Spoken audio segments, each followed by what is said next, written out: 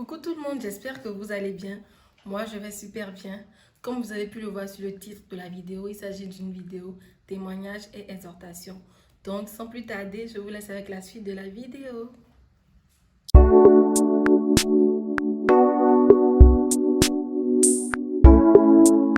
Tout d'abord, je vais vous parler d'un thème qui me tient beaucoup à cœur. Un thème, oui, qui me tient beaucoup à cœur. Je ne peux pas donner mon témoignage sans l'évoquer. Il s'agit de l'amertume. Oui, l'amertume. On n'en parle pas assez, mais c'est un sentiment qui est présent dans la vie de tous les jours, surtout dans notre génération. Oui, souvent quand on a vraiment confiance en certaines personnes, et que ce soit dans n'importe quel type de relation, que ce soit en relation familiale, relation amicale, relation amoureuse, quand on a vraiment confiance en une personne, on n'imagine pas que cette personne peut me faire ci, peut me faire ça, et qu'un beau matin, cette personne fait pire que ce que tu pouvais même imaginer. Là, il y a des sentiments qui s'installent. L'amertume, la déception, le dégoût, tous ces petits sentiments qui rendent amers et qui font que certaines personnes se renferment. Voilà. Et certaines personnes trouvent ça normal. Oui, certaines personnes trouvent ça normal et se disent, mais c'est normal que j'ai ce sentiment, c'est normal que je pense comme ça parce que à cause de cette personne, j'ai vécu ça, cette personne m'a fait ci, cette personne m'a fait... Vous voyez? Donc, certaines personnes prennent ça comme quelque chose de normal. Alors que non, c'est pas normal. C'est le diable qui nous fait penser que c'est normal. Et comme on le sait tous, le diable est un menteur. Il est juste là pour voler, dérober. Lui, il connaît notre nom, mais il ne nous appelle pas notre péché. Donc, on ne doit pas l'écouter, vous voyez.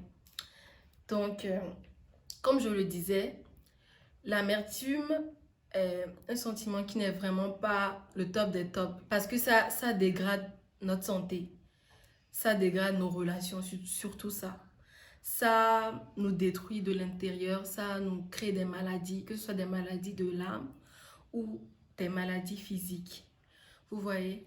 Donc, j'espère vraiment que vous avez un peu compris ce petit thème et je vais passer à mon témoignage. Comme je le disais, je ne peux pas donner mon témoignage sans évoquer ce sujet, l'amertume. Oui, parce que j'ai vécu avec ce sentiment presque toute ma vie, je vais dire. Voilà, presque toute ma vie.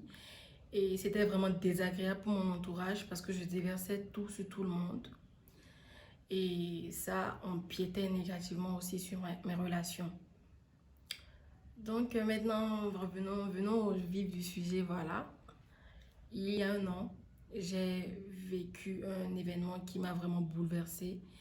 Un événement auquel je ne m'attendais pas du tout, qui m'a vraiment détruite, je vais dire, qui m'a détruite. Et j'étais même tombée en dépression, j'étais tombée malade et je n'arrivais pas à me relever en fait. Et donc un jour, je parlais avec une de mes sœurs en Christ qui m'a dit, Sylvia, toute seule, tu ne peux pas y arriver en fait. Tu ne peux pas y arriver toute seule parce que je vois ton état, je vois que tu te laisses mourir en fait. À cause de certaines personnes, tu te laisses mourir, mais non. Jésus-Christ a payé le prix pour tout en fait.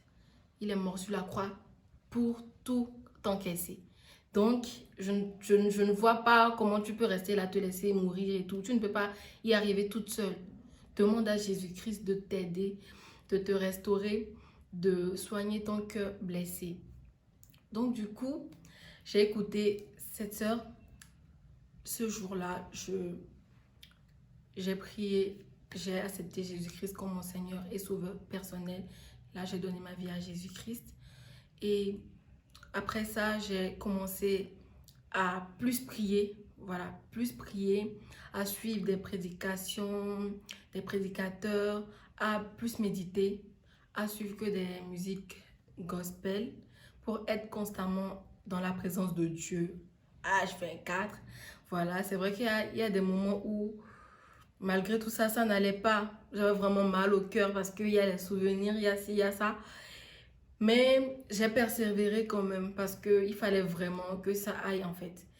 Il fallait vraiment, et grâce à Dieu, j'ai pu traverser ce désert. Je dis quoi par désert, pardon. Le désert, selon moi, et bon, je donne une petite définition, voilà. C'est une situation par laquelle Dieu nous laisse passer pour un peu nous éprouver, je vais dire, parce qu'il ne peut pas nous donner plus que ce qu'on ne peut pas supporter. Vous voyez? Et après, quand vous arrivez à traverser le désert, là, il y a le déclic en fait. Il y a le déclic qui est la clé à tout, qui change tout en fait. Vous voyez? Donc, j'ai pu traverser ce désert. Comment ça s'est passé? Quelques mois après, je suivais une prédication un soir. Oui, c'était un soir. Je suivais une prédication et le thème de la soirée était basé sur le Saint-Esprit. Voilà, sur le Saint-Esprit et sur tous les sentiments qui nous rendent amers, l'amertume, la déception, la dépression, tous ces maux de l'âme, du cœur et tout. Tout ce qui nous rendait amers, voilà. Donc, il était question de vraiment prier, de demander au Saint-Esprit de nous aider à évacuer, voilà, nous aider à évacuer, à demander à ses sentiments de quitter son cœur, son âme, son être, tout en fait, vous voyez. Donc, ce soir-là, j'étais déterminée parce que j'étais fatiguée de souffrir, j'étais fatiguée d'avoir ce poids-là, de me dire, mais qu'est-ce que tu fais en fait? Je me disais, mais qu'est-ce que tu fais en fait? Arrête, arrête, arrête. Décide et essaie d'aller de l'avant. Donc, j'avais vraiment la volonté le soir-là, j'ai prié comme jamais. J'ai prié, j'ai pris autorité ce soir-là. J'ai dit, je veux même plus m'amuser, je veux même plus dire seulement, sors de moi ou rester là à pleurer, arrêtez, arrêtez, sortez, je suis fatiguée. Non, non, non, non, non. J'ai pris autorité, j'ai prié comme il fallait le faire, j'ai invoqué le Saint-Esprit, j'ai vraiment, même je ne me reconnaissais pas en fait. J'ai vraiment crié, j'ai prié, j'ai dit, sortez, sortez, je vous ordonne de quitter et de dégager de se taire au-dedans de moi et de sortir. Donc, là, j'ai reçu le Saint-Esprit. C'était tellement magique. J'ai reçu le Saint-Esprit et je me suis sentie libre, légère. Tout ce temps, c'est comme si j'avais une bouffée de chaleur et elle est passée. Elle est passée et j'arrivais à respirer, j'arrivais à sourire, j'arrivais à être contente, vous voyez. J'étais tellement contente ce jour-là. J'ai dit, mais attends, c'est quoi? C'est ces sentiments-là qui me bloquaient comme ça. Parce que franchement, quand j'étais dans ma marche au début, là, je faisais tout pour monter dans une autre dimension, pour aller dans une autre dimension, pardon. Et je ne voyais rien parce que j'étais toujours au point initial. Je me disais, mais Dieu, mais qu'est-ce qui se passe en fait? Genre, je fais tout, tout, tout, tout, tout. Et je suis encore là, et je suis toujours là à me morfondre, à me plaindre, à douter, tout ça, tout ça. Et j'ai vu qu'il y avait ces sentiments-là. Il y avait ces sentiments-là. Il y avait aussi, oui, la peur et tout. Il y avait ces sentiments-là aussi, le refus du pardon. Voilà. Il y avait tous ces sentiments qui étaient au-dedans de moi, qui m'empêchaient d'avancer et de me décider d'aller de l'avant. Voilà. Donc, comme j'ai dit, j'ai pris autorité et ces sentiments ont dégagé. J'ai reçu le Saint-Esprit. J'étais tellement contente. J'étais tellement contente. La joie qui m'animait était indescriptible. Oui, ça, je le dis clairement. C'était indescriptible. Vous voyez, par exemple, quand on met une personne en prison et qu'on libère cette personne, la personne va se sentir... Je n'ai pas vécu ça, mais je me dis, je regarde dans les films. La personne va se sentir libre, libérée, délivrée, se dire, je suis libre, j'arrive à respirer, je me sens bien et tout. Je n'ai plus cette pression, je suis libre en fait. Vous voyez, donc c'est comme ça, je me sentais, même si je dis que c'est indescriptible, je me sentais vraiment libre, vraiment libre. Et je bénis le Seigneur pour ça. Vous voyez, donc c'est pour ça que j'ai fait cette petite vidéo pour vous exhorter et vous demander de garder votre cœur. C'est vrai que c'est difficile. Je suis passée par là. Le fait de dire, gardez votre cœur, gardez votre cœur. C'est pas tout le temps facile parce que chacun vit les choses à sa manière et chacun prend les choses aussi à sa manière. la manière dont toi tu as vécu un truc, quelqu'un peut te dire, mais c'est juste ça et tu ne peux pas supporter et tout. Alors que d'autres, ça peut être vraiment très touchant pour eux, vous voyez. Donc, c'est pour ça que j'ai tenu à faire cette vidéo pour vous exhorter et dire, même si vous n'arrivez pas à garder votre cœur, entrez dans la présence de Dieu et demandez-lui de vous décharger. Parce il a bien dit à ceux qui sont chargés de venir à lui pour qu'il les décharge. Et aussi, il a bien dit qu'il n'y aura pas que des moments faciles. Si vous croyez que donner sa vie à Christ, c'est vivre sur un petit nuage, pardon.